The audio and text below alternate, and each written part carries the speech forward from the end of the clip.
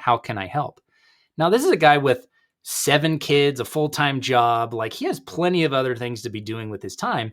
But in that first conversation, he's like, we could have like a pie night at my house and invite 30, 40 neighbors over. This is Truly Independent, a show that demystifies the indie film journey by documenting the process of releasing independent films in theaters. Each week, Garrett Batty and I, Darren Smith, will update you on our journey, bringing guests to share their insights into the process and answer your questions.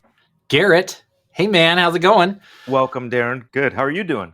Oh man, I'm so stoked. We'll talk about why, but it's just like the best time of year, right? We're in the middle of Sundance right now. Last weekend was opening weekend, and there's events all this week that you and I are a part of, and so we're going to talk about a lot of cool stuff today, and I'm just jazzed. Good. I'm glad. I always love it when I log on and there you are in one of your good moods and have a lot to talk about. So it's contagious. So thank you for bringing that energy. And yeah, it is. We're in the middle of Sundance right now. We're recording this on the 28th. So middle of Sundance. And so far, it's been an amazing festival.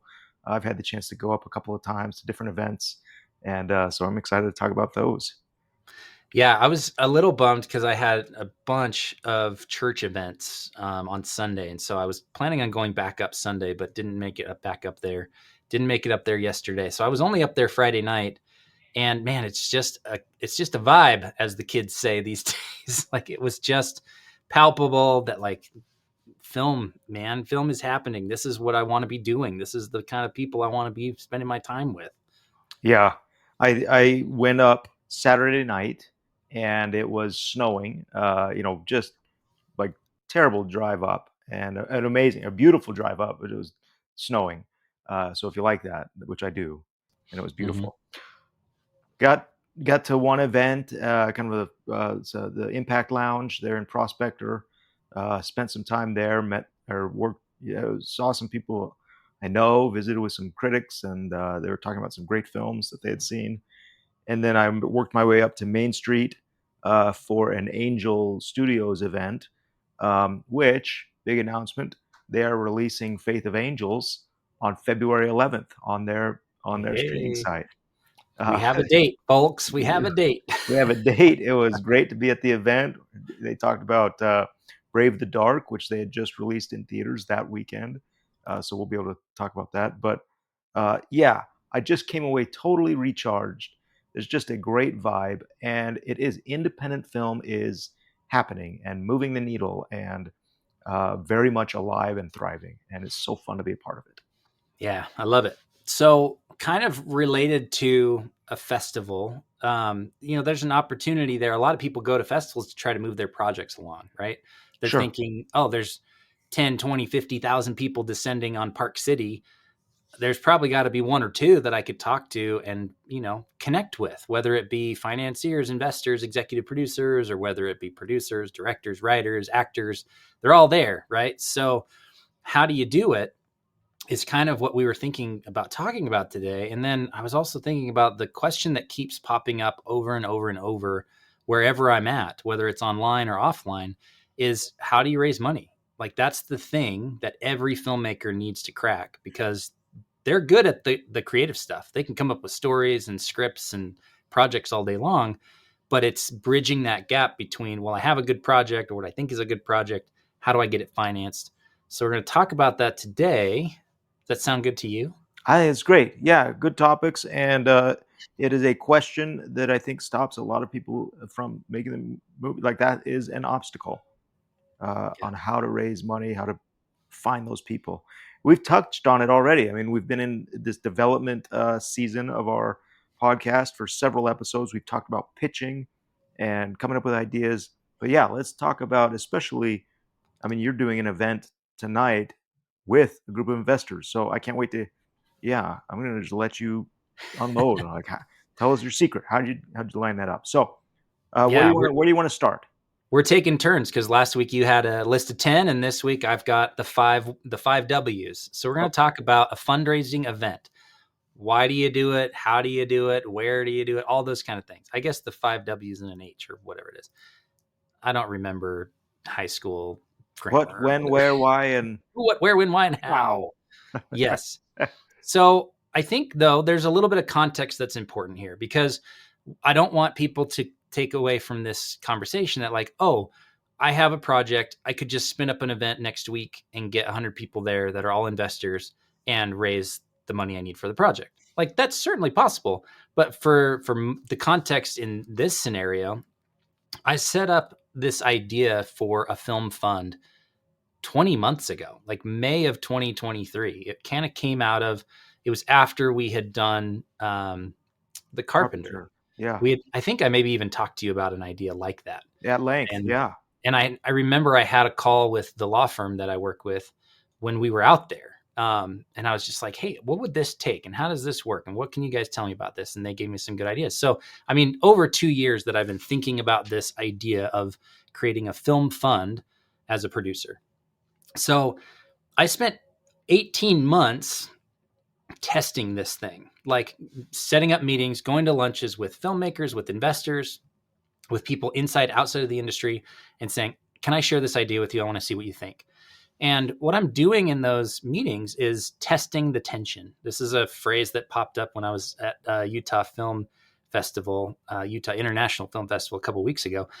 The idea of when you share your log line or your project or your idea with somebody, is there a pull? Is there some tension that's created where they go, how do I get involved with this? What do you need? Can I help? Can I be a part of it?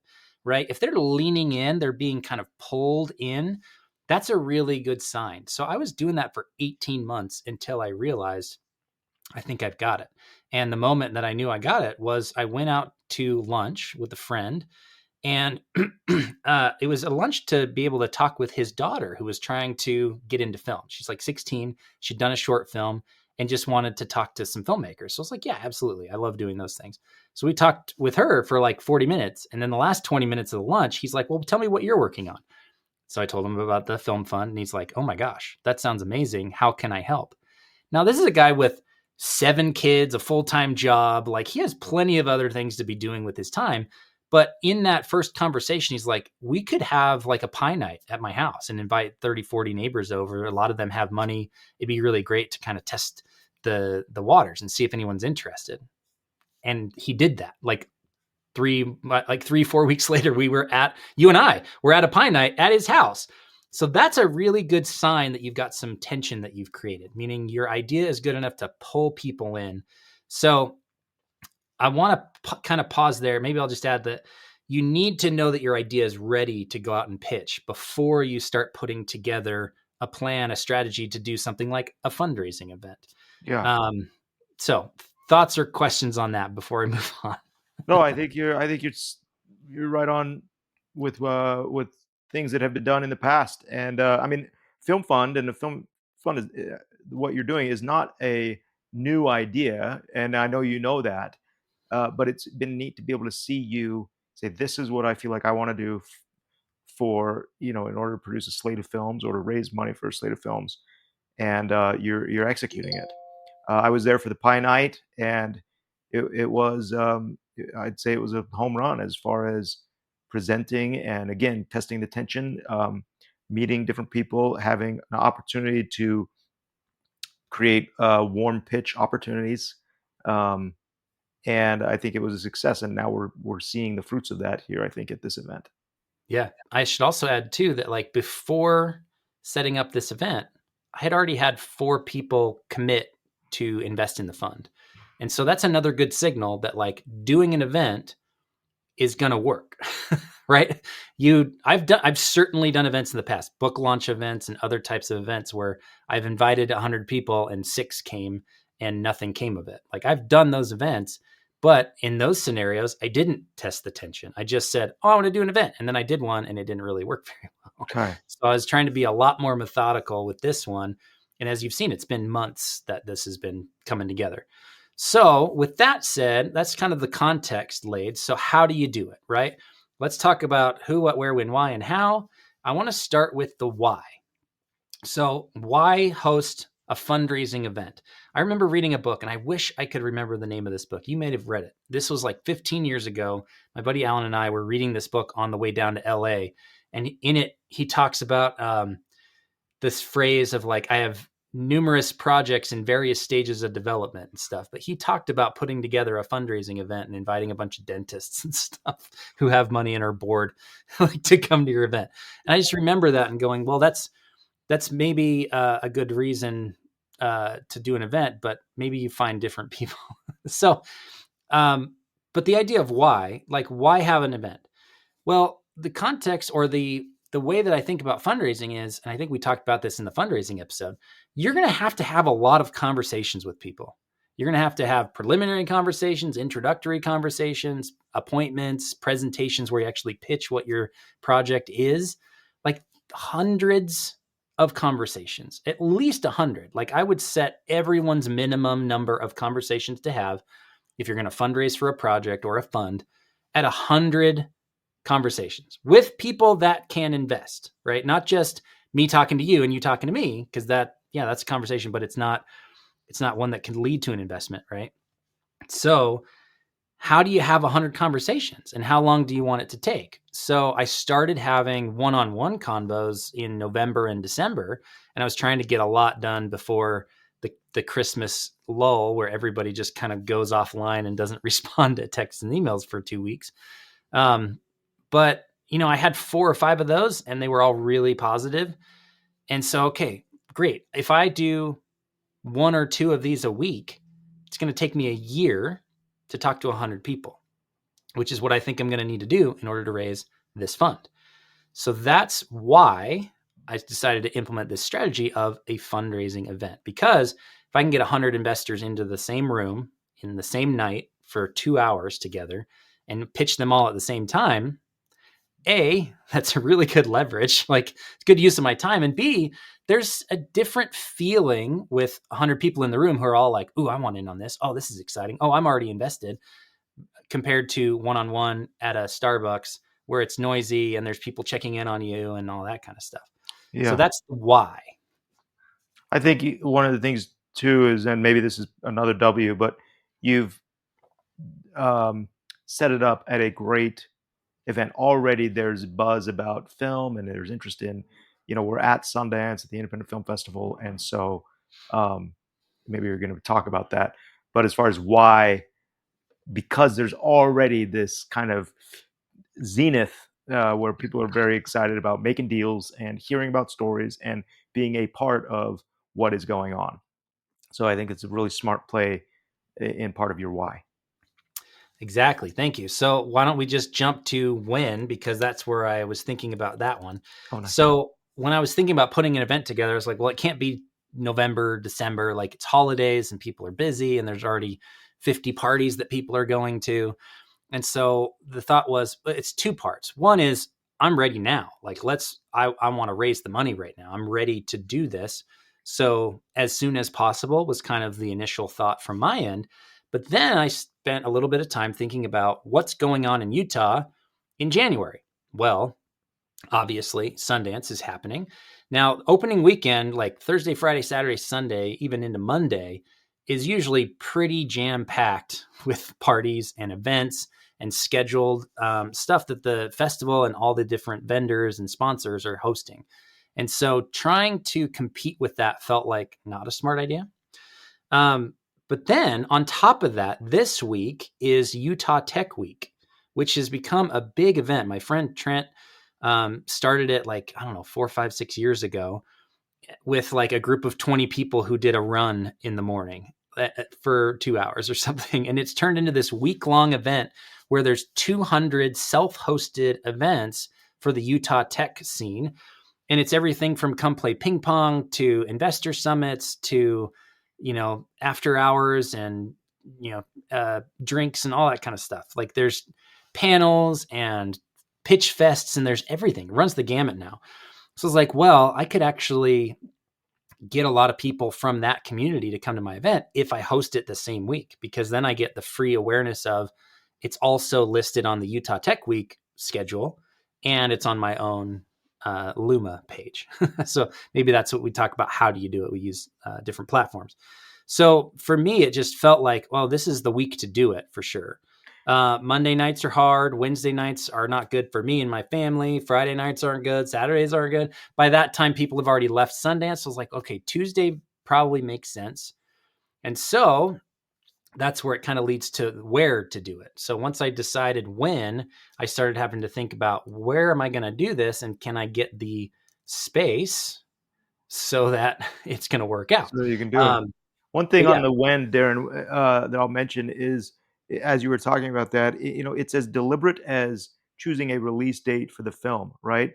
You're not just kind of randomly selecting, oh, when is it convenient? It's like, no, what is happening around me? What is happening in the film community? What am I going to be competing with? Down to the day, not even the weekend, but down to the day, you are selecting a when.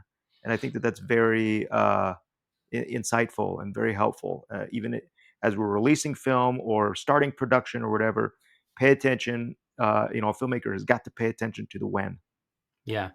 Another thought there, because I've used this strategy in the past too with other kind of not film festivals, but like conferences and seminars that I've attended. It's like if you host a lunch or host a 2 hour workshop or host something that's at the same time as the event. I remember I went to an event called CEX or Craft and Commerce 2 years ago. It's up in Boise. It's put on by Kit, which is an email ESP. It's a email service platform, whatever ESP stands for. But they're friends of mine. I've been using their email platform for 14 years or something like that. And I just decided there's a lot of cool people that I would love to meet, but events are sometimes hard to connect with people. So why don't I just host a dinner or a lunch? I forget which one it was, but I had like some of the speakers come to lunch. I had some people with like 300,000 followers that I had kind of been adjacent to, but had never really hung out with or spent any time with. We had a dozen people come to this dinner the night before the event officially started. That's So awesome. it's just something you can apply everywhere. If there's a film festival, you could literally just go talk to the festival and see if they want to help spread the word, or you can just say, hey, everybody, I'm doing a dinner or I'm going to be at this place and a bunch of filmmakers are coming. And then you invite them all and you show up and everybody pays for themselves. And it's a really great night.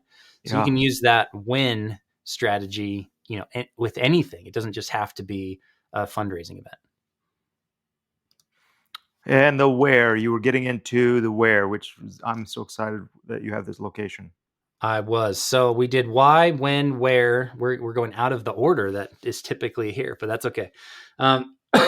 Excuse me. So the where, I knew that it needed to be somewhere cool and exclusive.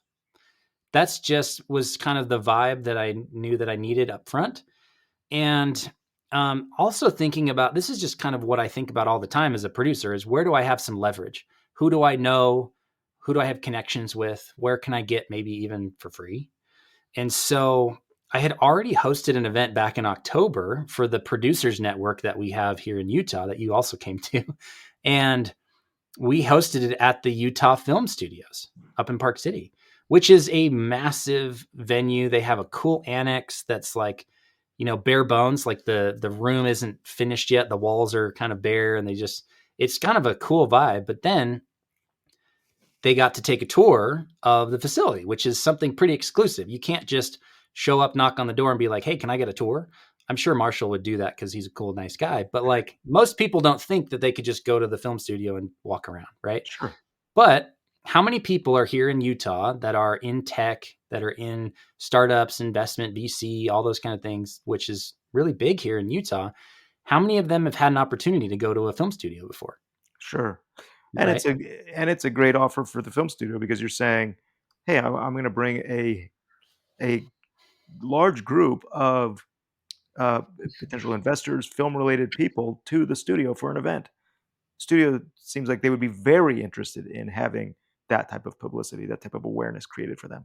Yeah. It's So great. when we think about leverage, we're constantly thinking about who on the other side of this transaction, this deal, this agreement would really, really benefit, right? Yeah. So you're not asking for a favor. You're presenting them with an opportunity to have this happen at their space. Yeah. It's So great. we'll talk about this with the who as well. But like when you're thinking about how to put an event together, this event isn't really costing me anything. And we'll talk about that when you talk about sponsors and who's invited and those things. But the where, I've known you, and I have both known Marshall for many, many, many years. He's a good friend. He was our location manager on Faith of Angels. Like we're tight with Marshall, who runs the Utah Film Studios. So that helps for sure. I had done an event there previously, and he had already said, anytime you want to do something like this, you just let me know. Yeah. Well, great. That means A, I did a good event last time, and B, I can do it again. And so I tapped into that and said, hey, man, do you have availability Tuesday night? Because I'd love to do another event. Even if there's stuff going on in the stages, like it'd be great to use the annex again. And he's like, absolutely, let's do it. So check, like that part was done. And it's somewhere cool, somewhere exclusive. Yes, there's a little bit of a question mark of a lot of people who are in Salt Lake or Utah County, which could be 30 to 60 minutes away. That's a bit of a drive. And I don't know what weather's looking like today. I haven't checked, but sometimes it gets a little hairy on those highways, right? So Yeah. there's a little bit of effort involved for them to get there, which I actually kind of like. Yeah. Because if they decide to trek an hour up the hill to get to Park City, that shows that they're pretty interested, right? We even have a gentleman who's flying in, not for Sundance, but for this event from North Carolina to come and hear me speak about Producer Fund. So those are all, again, you're testing the tension. That's a lot of pull. We pulled somebody from the East Coast to buy a ticket and fly himself here to be in person. Like that's kind of crazy when you think about it, but that just shows how important it is to test the tension before you start lining something like this up. Yeah, I think it's a solid location, and I think that is definitely contributing to the legitimacy of the event and what you're doing. Awesome. All right. Well, then let's dive into who. Like, who should you invite? Who do you have come to this event? So, who do you invite? Well, strategically, there's this term called accredited investors. And they are the people you kind of want to target when you're raising money for projects like this. Now, caveat, there are plenty of projects, short films, documentaries, low budget, like micro budget features, stuff in the 50 to 250K range, where you could raise the money from non-accredited investors, meaning people are giving you $5,000, $10,000 a pop, and you're raising the money that way. So when you're raising $1 million plus, it makes sense to go out and try and connect with and invite accredited investors. Now, really quickly, there's 3 qualifications. They just need to meet one of the 3. First one is making $200K a year for the last like 2 years, personal income, not combined with their spouse, but like personal income. So if they make $200K a year, they're an accredited investor. If they have $1 million net worth, excluding the value of their house, they're an accredited investor. And the third one is if they're like a fiduciary with a certain type of qualification, which I don't remember because I've never needed to worry about that. But that's the third qualification. So what that means is you're essentially talking to people who have money and who are accredited, meaning that they have a good sense of what a good investment looks like. They know how to look at a prospectus or a PPM or a subscription agreement and be able to say, oh, this makes sense, or oh, this doesn't make sense. Like they're not just doing it because they're your uncle or because they're your friend or because you're really, really passionate about the project and you're really good at pitching. They're actually making really strategic, informed investment decisions with regarding to your pitch. So that's who you should be looking at. If you go outside of that a little further, you can look at things like family funds, people who have things called DAFs, which are donor advised funds. These are people who've put a couple million or a couple 100,000 away for charitable giving. Sometimes that's set aside for projects or for opportunities like this. There's a whole slew of people you can go talk to, but generally speaking, people with money, Yeah. accredited investors. That's who you're looking at inviting.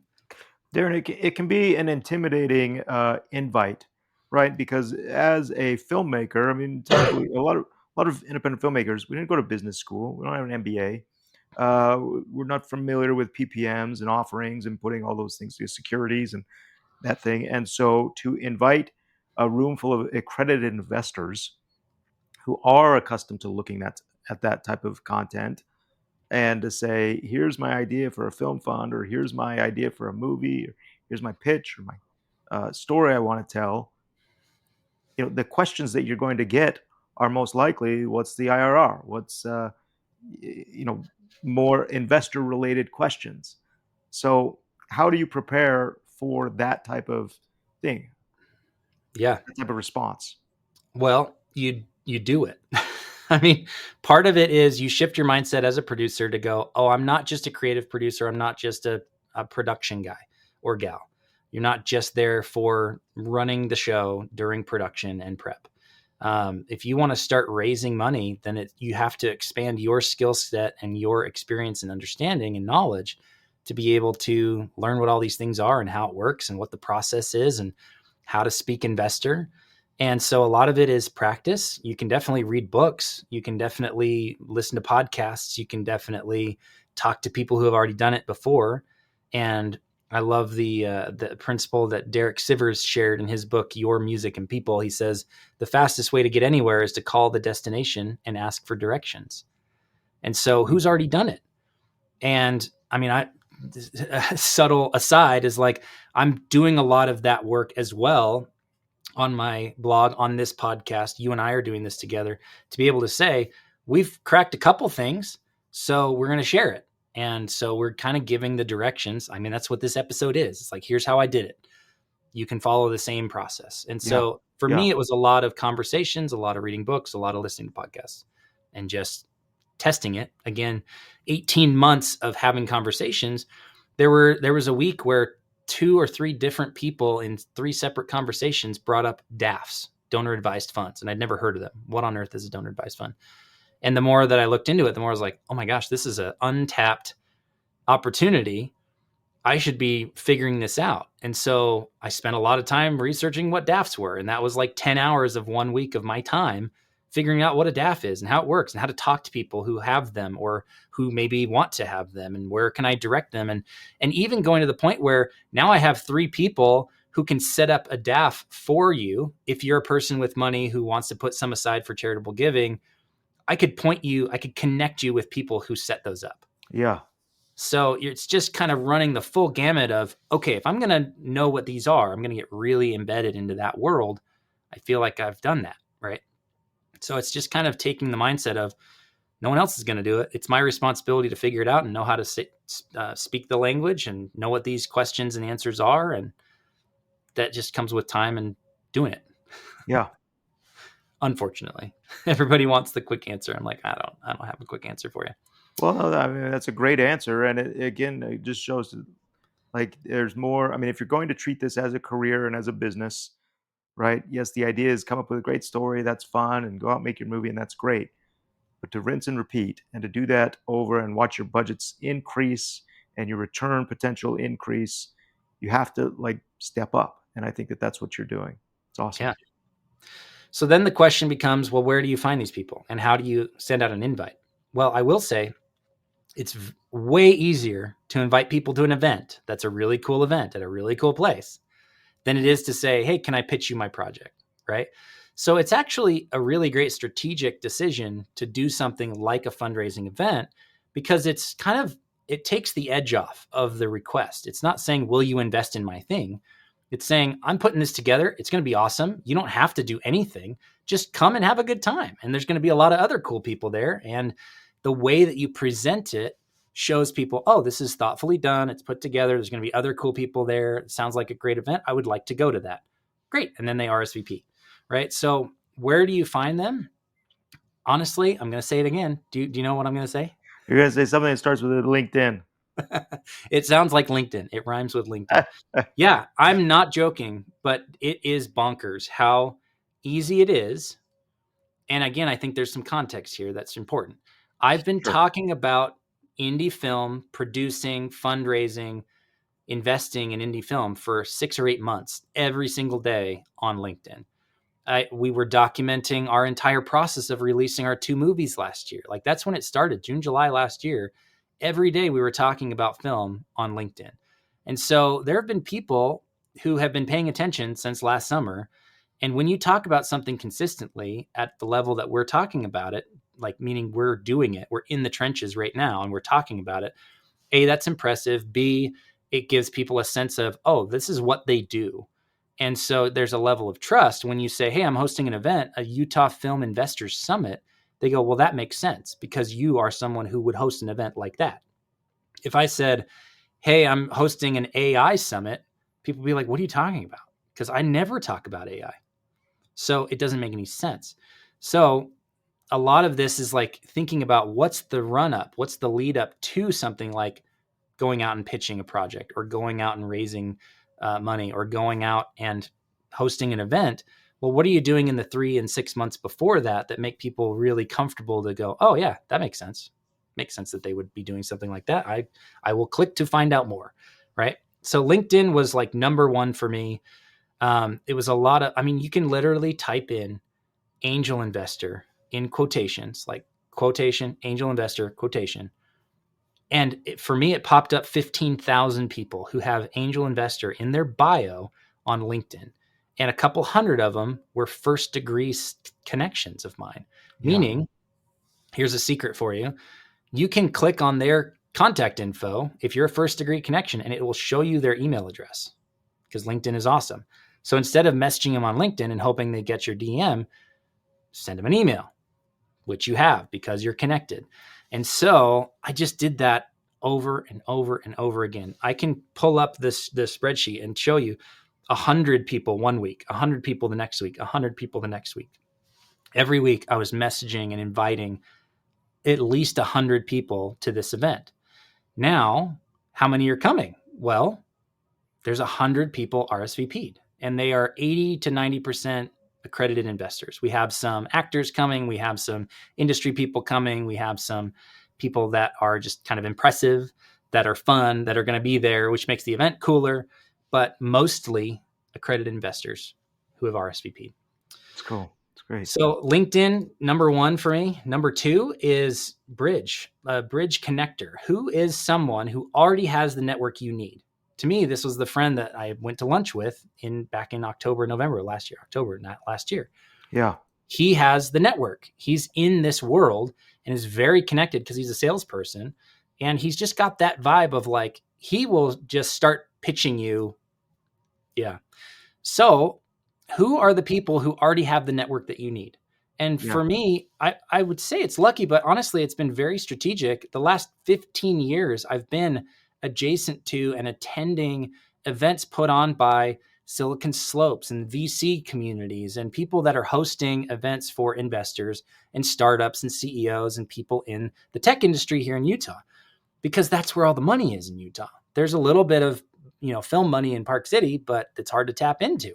And so it's like, all right, well, what if we created a new class of investor in film? What does that look like? And that's kind of what I started thinking about. And so we have a friend who's a bridge, and I've got 3 or 4 others that are coming to the event that basically said, I'm coming, what could you use help with? And I said, I would love for you to look at your contacts. And if there's anyone that should get an invite, either connect me and I'll send it, or you can just invite them. Yeah. So I gave that permission to like 4 people who I knew had a network that I didn't have. And my goodness, that is so much more powerful than me DMing someone on LinkedIn. If someone they know and trust, that they've worked with, that they've gone to events for, or whatever it is, if they say, hey, there's an event and you should come, it's very likely that they will consider it and even sign up. So we had a lot of signups come through that way as well. The last thing I'll say as far as who is, you don't just want people with money in the room. You want people who are aligned with the kind of project or projects you're trying to produce, right? The room of people that want to invest in Blumhouse movies is very different than the room of people who want to invest in Angel Studios movies. They're 2 different genres, 2 different visions and missions and kind of stories that they're telling. And if you get a room of faith-based investors, and you're pitching them a slasher horror movie with a lot of gross stuff in it, it doesn't matter how much money's in the room.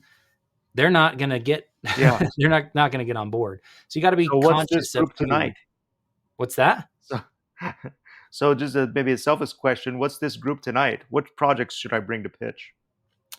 Well, the nice thing is I've been pitching this fund is it aligns with people who are also thinking about charitable giving, right? We're making movies that change people for good. We're making movies that you want to watch with your kids, that they want to watch with their kids in 30 years, because they're well crafted and they're great stories and they're stuff that's accessible to the whole family. That doesn't mean animated Disney Channel movie of the week, but it does mean these are movies that you're going to love and you're going to want to take your family to the premiere and to go see it in theaters, right?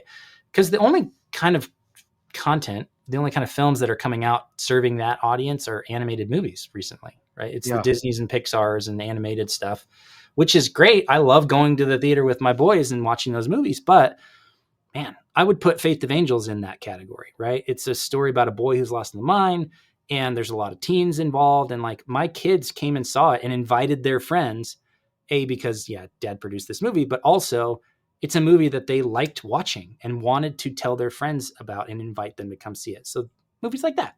Yeah. So when you do that and you expand it into how you're producing it and why you're producing it and the vision of how you're going to impact the industry over a number of years, people really get in line or align with the mission beyond just the projects themselves. So interesting tidbit. I have not been pitching the projects to investors. I haven't told a single investor, here are the projects I'm going to invest in. No, because you're not investing in films. You're investing in a fund that's going to pick the films given certain parameters and all those things, which we can talk about in a later episode. But it's not about the movies. Yeah. It's about, this is the kind of movies we're going to do, and you're going to be involved in picking them and giving a thumbs up or thumbs down. We want everyone to feel good about the movies we're producing. But as soon as you start talking about it that way, people can see that there's like a cause behind it. Like there's a mission, there's a vision, there's something that's really good at the heart of it. Yeah. And that is the kind of people who have been pulled, like feel the tension to come to this event. I think it's a cool model and a great concept. And at the Angel event a couple of days ago up at Sundance, again, a room full of very well-informed investors and people who had access to a lot of money. And an Angel was standing up there. Neil and Jeff and Jordan Harmon were talking about just this innate desire that people have, that they want to make a movie or to want to tell a story, and it's pretty universal, and it's the people with money that are able to do that, and so where they are not necessarily storytellers or filmmakers, but they want to participate in that process. And so I think that you're filling up a room full of 100 people that have that desire, that are at least curious enough to drive an hour out of the way. They already have money. They're experienced making money and doing what they do. And so now this gives them an opportunity to hobnob and trust and listen and learn from a producer who is going to help them select the right stories to tell. I think it's awesome. Exactly. Yeah, it's a different structure than I've seen any other producer before. So it's fun because it's never been done before. So that's an exciting element of it. So we've covered why, when, where, who, and so we need to talk about what. Like, what does the actual event look like? So let me just cover this quickly, and then I want to talk about sponsors as well. So what it is a 2-hour summit. We call it a summit because we're doing a couple of different things as part of the agenda for the evening. It's not just everybody get in a room and talk to each other and then leave after 2 hours, but it's a 2-hour event. So it's not 3 or 4, like 2 hours is a sweet spot. There's a book by Nick Gray called The 2-Hour Cocktail Party. And I would highly recommend you read it and think about it, because it gives you really good tips as far as like how to send out invites and how to remind people and how to run the event and what kind of stuff should you include in an event like that. This is different because there's 100 people coming. It's not a 12-person house party, right? But I used a lot from that book. So it's a 2-hour event, and we have some sponsors involved, which make the event even cooler. So I've got a buddy of mine, Ryan Inez, who's a singer-songwriter. He's been on The Voice. He's been on Songland. He's extremely I've done a music video for him. I love There you Ryan. Go. As have I. That's awesome. So, Ryan and I go way back. We were in school together at BYU. We're talking nearly 20 years ago. We were in classes together. Both of us did not have beards at the time because you're not allowed to have them at BYU. But I mean, we go way, way back, and I've run sound for this guy dozens of times over the years because I used to run sound. And so he's coming to the event. right? And he's cutting me a sweet deal. He's not charging me the thousands of dollars he normally charges. He's cutting me a deal, right? And so it's one of those things. This is going to be the same across all four sponsors that we have for the event, is that there's an upside for them that's greater than the money they could have gotten in exchange for catering or being at the event, right? So for him, I'm covering like gas and a little bit of his time, not his full fee. Yeah. We have the venue, right? So we talked about that. The third one is I have another buddy who runs a company called San Diablo Churros.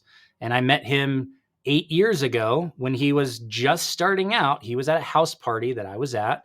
And it was like one of the first 4 or 5 events that he'd ever run.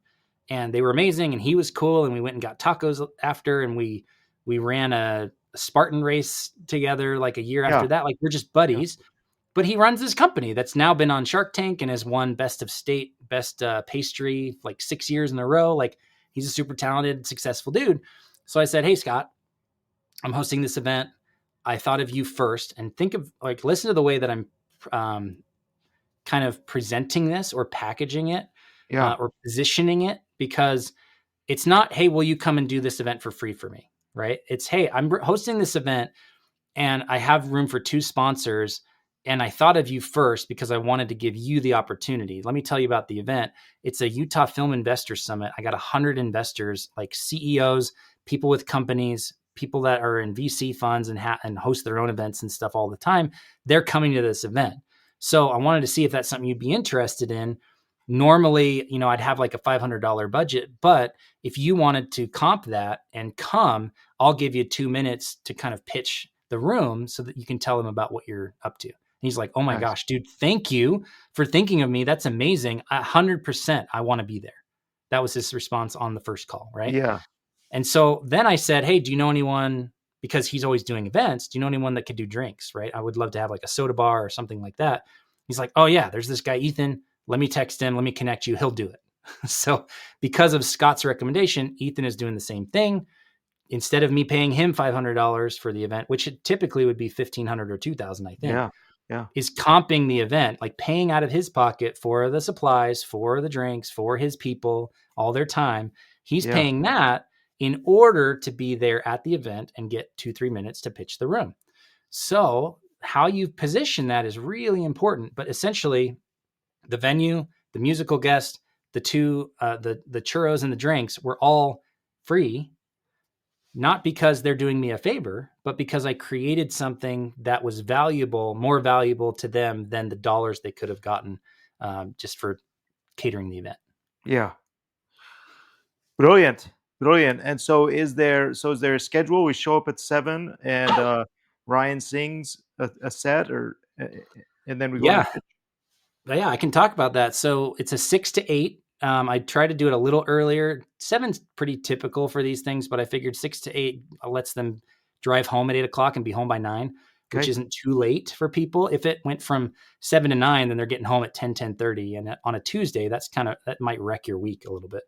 I'm sure I'll be there till like 10 o'clock though. So it's going to wreck my week. That's okay. So yeah, 6 o'clock people show up, they sign in. I have another person who's an aspiring producer. He's done a couple of short films and he just did a feature, like a low budget feature. So he's coming and he's volunteering his time in exchange to be in the room to see how it works, to learn from me. And so he's running the check-in desk and the coat check for me. So like 6:30 people are arriving, grabbing churros and drinks. 6:30 Ryan plays for 15-20 minutes. Then I give the sponsors their chance to talk. So, Marshall from the film studio and the San Diablo Churros and drinks are all going to be able to take 2-3 minutes to say, this is who we are. This is what we're doing, whatever it might be, their pitch. And then we're going to do a little round table. So this is why I called it a summit, because we want to talk about the opportunity that exists with indie film right now. You're coming off of, crazy couple of years. You start with COVID and then you get into the dual strikes of 2022. And then last year, Hollywood didn't really recoup. Beginning of this year, you had fires in LA. You've got mass exodus from people up and leaving LA to move to other states and other countries even. And so if that's not the model that's working anymore, the Hollywood system, well, what opportunity is there with the indie film ecosystem? And we're even talking about doing something different than other people are doing right now. So we're Yeah. kind of setting the stage and the tone and giving people kind of the context of, we're talking about indie film and the opportunity that exists. We'll do that for 15 or 20 minutes. After that, I'm going to do my little 5 to 10 minute pitch for Producer Fund One. And I don't know if I've talked about this book before, but the 3-minute rule by Brant Pinvidic, that's the framework for my 5 to 10 minute pitch. It's, what is it? How does it work? Are you sure? Can you do it? And there's a couple other elements in there as well, but you basically come up with about 30 bullet points and you just say those in order. And the flow really works, and it gets people to understand what it is, how it works, how they can get involved. By the end of that, it'll be like, and I'm here if you have questions, but I hope you're in. If you're in, I'll show you this. I bought little, see if it doesn't And change its, focus on it. Yeah. doesn't focus. So I've got these little money clips and these business cards. So the business card just says Producer Fund One on it. On the back, it says, are you in? It's not going to work, is it? Are you in? With the QR code, it says scan the QR code, text me, or email me. It's Cool. all right there. And the money clip is branded. It says Producer Fund One on it. So there's a little memento that's like, I was there the day, the night, the event that this happened. The day that this took off, I was there. I was involved. Like, that's a meaningful thing that cost me like $1 per unit. I bought 100 That's of them cool. and printed 100 business cards. We'll put all the business cards of everybody else, the sponsors, in that little stack and hand it when they check in. So the rest of the night, the last 30, 40 minutes, they get to take a tour of the Utah Film Studios and hang out, eat churros, drink soda, talk to me, talk to each other. And there's plenty of other people in the room that also have opportunities. So as they're talking with people, it's not just me. I strategically was like, hey, you're going to be there. You have stuff that you're pitching and talking to people about. And I've encouraged you to do so, right? It's not just like hush, hush, and only talk about Darren. It's like, no, talk about your projects, because they may be more interested in that. Where they may be interested in, Lindsay has a harbor fund, $100 million development fund that she's raising. Like, there's a bunch of people that are coming that'll be in the room that have opportunities. Just because I set up the event, I get the microphone for 5 to 10 minutes to pitch my thing. But there's plenty of abundance, plenty of opportunity in the room for people who are looking. Yeah. So great. Well, I'm excited. I'm excited for probably next week's episode, where we'll talk about how it went and what project you're going to select first, because I can't imagine this not being a hit for you. You've put so much time and energy and effort into it, and you've backed it up with your experience. So Thanks, man. I'm just rooting for it to work out for you. That means a lot. One of the investors that's coming tonight texted me this morning and said, hey, what's your, let me read it, because it was a cool question. What's going to be the measure of a successful evening for you? Knowing that may help my wife and I align with you. I was like, that's a great question. Thank you for asking. So just to get into a little bit of the nitty gritty with what is the fund and how does it work, I set it as a $2 million minimum, meaning until I have $2 million committed, I can't start spending money from the fund. And so that just shows that, okay, we have enough commitment to greenlight the first 2 projects and have 2 years worth of runway in order to produce those projects. And that gives me the full year to raise the total amount, which is $10 million. So my answer to him was, $2 million mark is like the bare minimum. Like, I need to get to that tonight, not necessarily this evening by midnight, but from the conversations from the event and the follow-up emails and texts and getting people committed, I'd like to see 2-3 million minimum by the end of the week, end of the month. And, perfect world, the whole 10 drops this week, and we're oversubscribed, and we have plenty of demand for people who want to be involved with this. And we know that we're going to do 10 movies over the next 4 years, and we just go. So it's somewhere in that range that we're hoping. And so, yeah, it's exciting. I weirdly, I've never seen this pop up on my Apple Watch. I don't know if you've ever seen it, but this morning it popped up and said 2 of your vitals were way out of range last night. My heart rate was between 80 and 120 all night. Like, 120 is like zone 2 cardio. Like, what are you talking about? Why was that at 120? Like, in the middle of the night while I was sleeping. And my respiratory rate went up.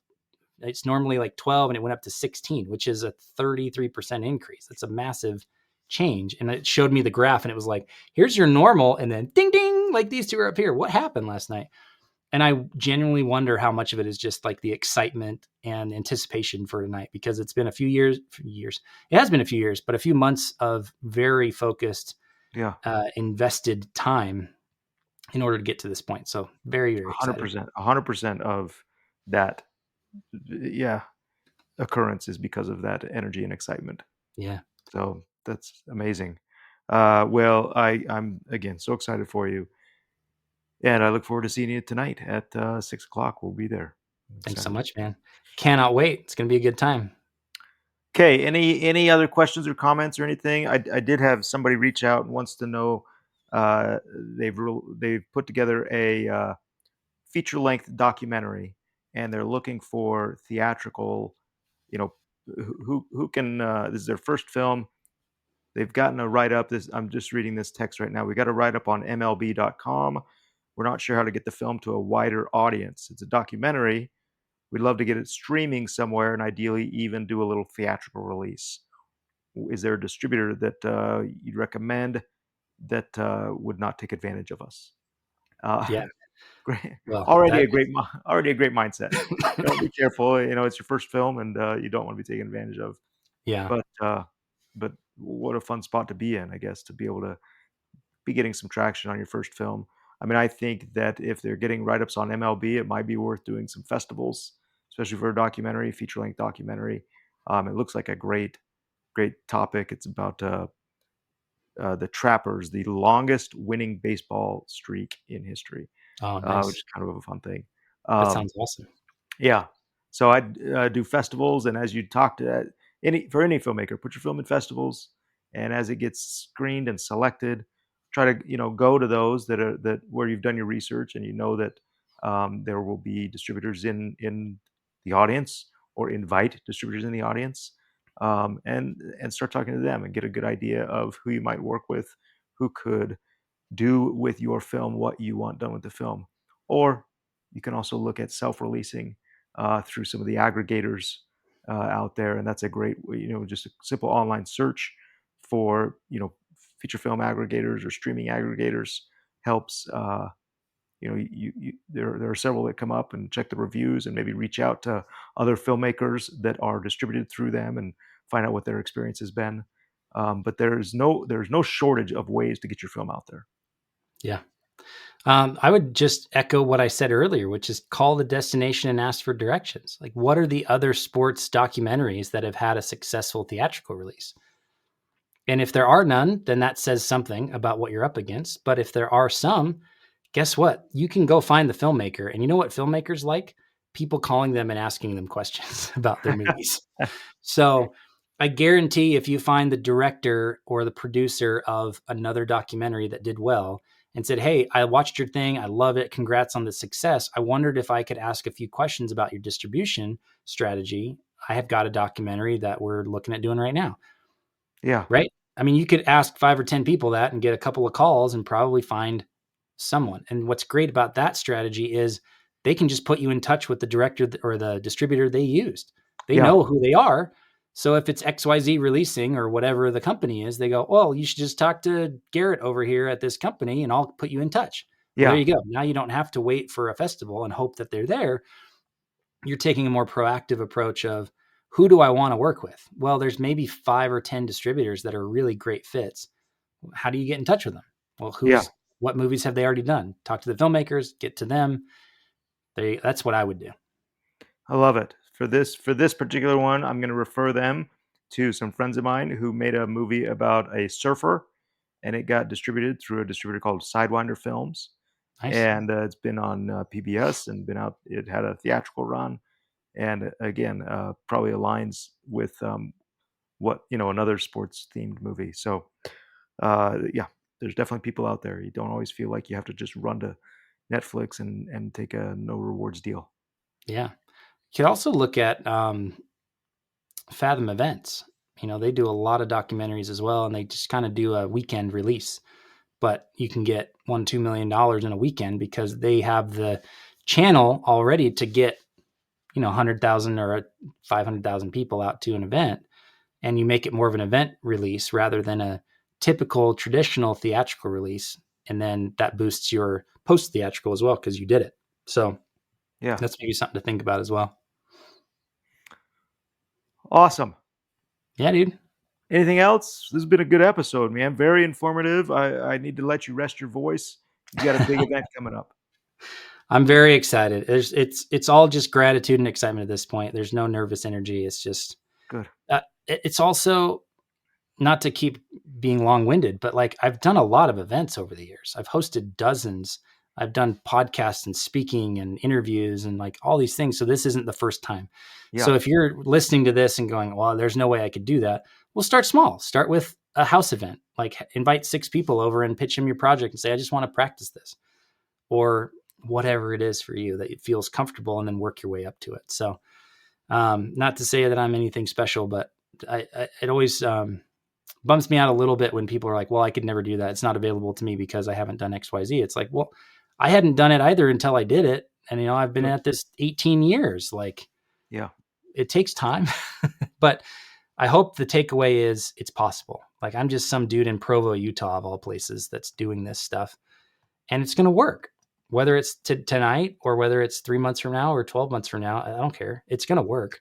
It's going to happen. And hopefully that's the mindset people can take away and go, well, okay, well, what do I want to have work? What do I want to make happen? Just go do it. I love it. Okay, man. Thanks for the episode. We'll see you in a bit tonight. Have a great rest of the festival, and look forward to talking with you next week. Same. Thanks, Garrett. Thank you for listening to this episode of Truly Independent. To join us on the journey, be notified, and ask us questions about today's episode, head over to 3coinpro.com/podcast and put in your name and an email address. If you're a fan of the show, please leave us a review on your favorite podcast app and be sure to share this. Thanks for listening, and we'll see you next week. Our intro and outro music is Election Time by Kjartan Abel.